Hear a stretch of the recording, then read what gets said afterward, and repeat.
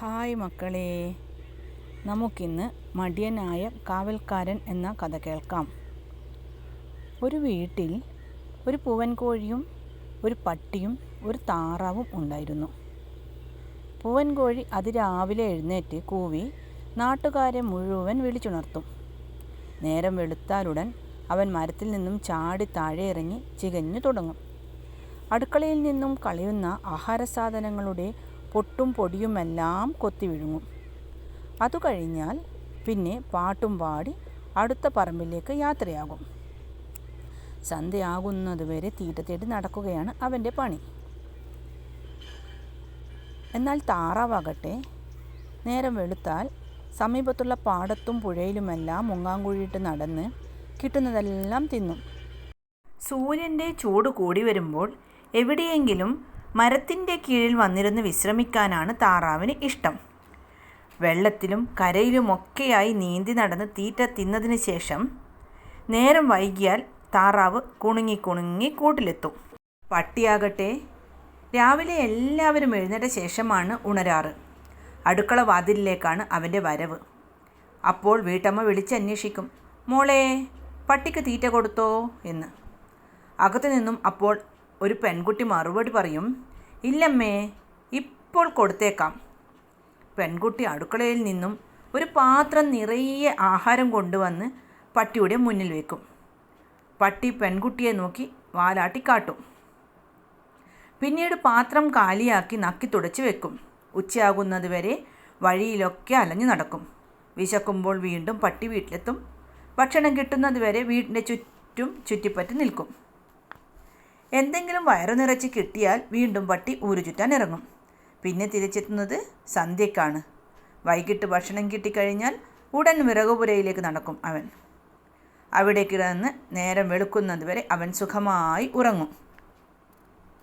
ഒരു ദിവസം പൂവൻ കോഴി പട്ടിയോട് പറഞ്ഞു, നീ രാത്രിയിൽ ഇങ്ങനെ കിടന്നുറങ്ങരുത്. വല്ല കള്ളന്മാരും വന്ന് വീട്ടിൽ കയറി മോഷണം നടത്തിയാലോ? പട്ടി അലസമായി മറുപടി പറഞ്ഞു, കള്ളന്മാർക്ക് മോഷ്ടിക്കാൻ ഈ വീട് മാത്രമേ ഉള്ളൂ, ആരും വരത്തില്ല. പൂവൻ കോഴി പറഞ്ഞു, കള്ളന്മാർ എപ്പോഴാണ് വരുന്നതെന്നറിയാൻ കഴിയില്ല.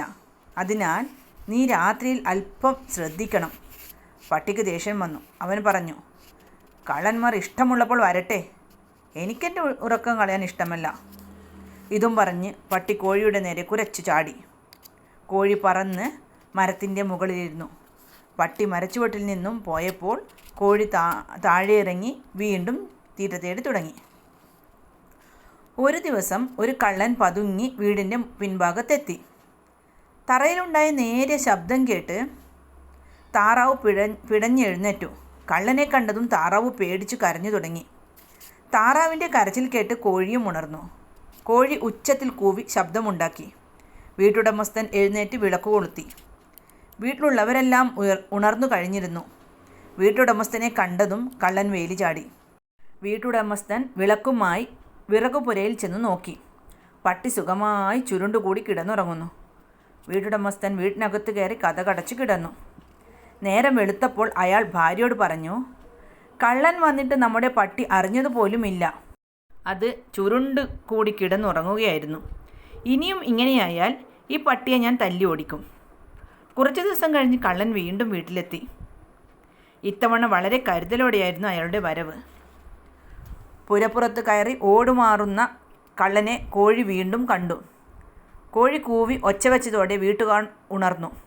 കള്ളനെ പിടികൂടി പോലീസിൽ ഏൽപ്പിച്ചു.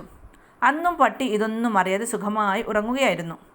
വീട്ടുടമസ്ഥൻ രാവിലെ വലിയൊരു വടിയെടുത്ത് പട്ടിക്ക് നല്ല അടി കൊടുത്തു.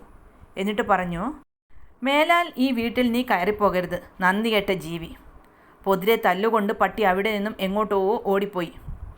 കോഴി താറാവിനോട് പറഞ്ഞു, കഷ്ടം, ജോലി ചെയ്യാതെ ഒഴിഞ്ഞു മാറിയതിന് അവന് ശരിക്കും കിട്ടി, എവിടെ പോയോ ആവോ.